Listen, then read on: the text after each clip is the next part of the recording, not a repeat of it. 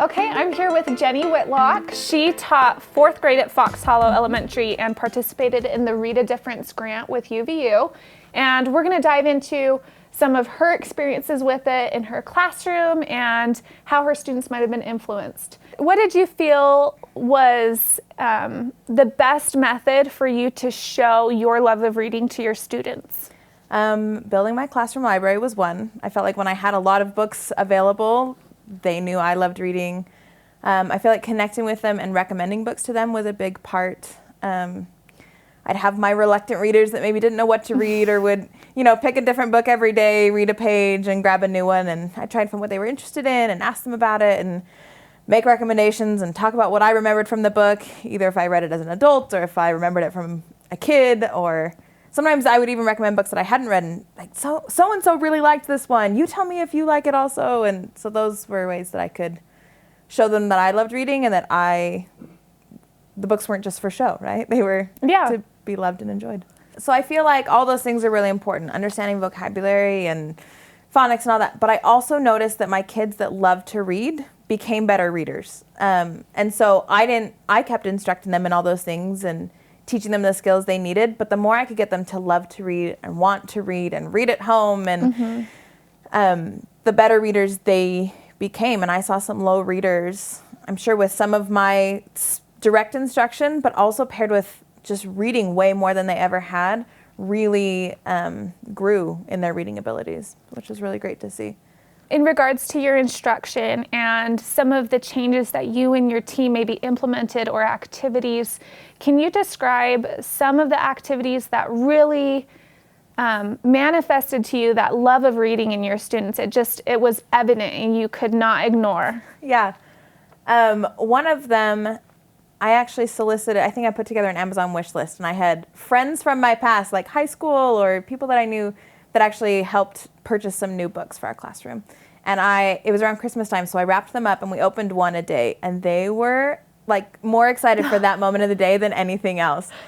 But then of course they all wanted to read it right away. So I tried to figure out, okay, how can I not have them fight over a book? Which there are worse problems to have in a classroom. Right? Definitely. So we would open a couple and then we would do a raffle. And I gave them, I think, 2 tickets, and they put their name on it, and they were raffling off the right to read a book. Like, so ridiculously amazing. And they were trying to figure out where to put their tickets, and when they won, you'd think they won $1 million, and they didn't even get to keep the book. They just got to read it first, and then they'd have it for a week or 2 weeks, and then we put them back in the raffle with the new ones, and they'd put out their tickets. It was magical because they wanted to read them so badly, and they were new, and they were excited. And I probably could have done it with old books that hadn't been, like, ones they hadn't really noticed before. I didn't have to have brand new books. But it was amazing to see they weren't getting anything other than a chance to read a book. So that was one of my favorite activities. Did you feel like that really reached out to even those students who were maybe struggling readers or reluctant readers and maybe didn't engage in those kind of activities before? Oh, definitely. And I think I tried to have a variety. We had graphic novels in there, and we had fiction and nonfiction and fantasy. So there was a whole variety that I think appealed to a lot of my students. Approximate rewards, I think, was another big one. We did a big grade level project focusing on Matilda, and all 5 classes read Matilda as a read aloud, and they had to earn a certain number of minutes to be able to go on this mystery field trip. And they didn't even know what it was, but they were so motivated. We told them that it had to do with reading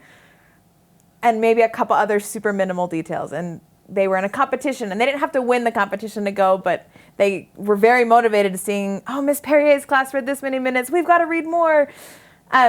And it didn't matter that they were all reading different amounts of minutes either. My kid that maybe was inclined to read 10 minutes, he was reading 25. And my kid that would normally read 2 hours would log 4 hours a night. They all stretched themselves within what they could do. And the reward was, we went on a field trip to UVU, and we had some actors come and perform different scenes, and we watched the movie of Matilda, and we ate chocolate cake, like the Trunchbull's cake, and they all got their own Roald Dahl book to take home at the end of the day. and watching a bunch of them read. Like some of the buses were silent because they all had their nose in their brand new book, and on the way home we're reading it. It was really cool. So I think proximate rewards was another big one. Were there any students who maybe weren't really interested and were just like, I don't care? I think all of mine were engaged in some way. And again, to different levels and different varying degrees, but I think everyone, it was contagious. Like the excitement about it really, I think, filled the whole grade. It was pretty cool. I love that explanation, that it was contagious. And is that something that you felt like just kind of happened throughout the whole school year? Like, did you feel like there was an increase in a love of reading over the course of the school year? Definitely. I think that group of kids, more than ever before, just really loved to read. We did other little things. We did, I think, Flashlight Friday. All that meant was I had a bunch of little dollar store flashlights, and we turned off the lights, and they would lay under their desks with flashlights and read, and they were so excited. And anything I could do that was more time for them to just enjoy reading made such a difference in those kids. And they wanted to read. They wanted more time to read. They wanted more books to read. It was pretty awesome. I would love to know, with collaboration being another really big piece, and it's going to be tricky with COVID, what are some strategies that you would recommend to teachers to incorporate collaboration in a way that really enhances that love of reading? Collaboration was a big one that changed in my classroom because of the Read a Difference grant. I don't think I did as much collaboration in reading. I did lots of collaboration in other ways, but to me, reading was an individual joy and pleasure. But we did a lot more collaboration. Kids would find the same book and then have a chance to talk about it. And I had to let go of some of my silent reading expectations. And they loved talking about it. Last year, I was in 6th grade. And we used Jamboard a lot, and they would each have a different slide, and they could collaborate digitally and add notes about the character or predictions about what they thought was happening next or some big surprises they had. And that was a great way for them to collaborate, and that could continue on whether they have to be separated in the room or if some are at home or in school.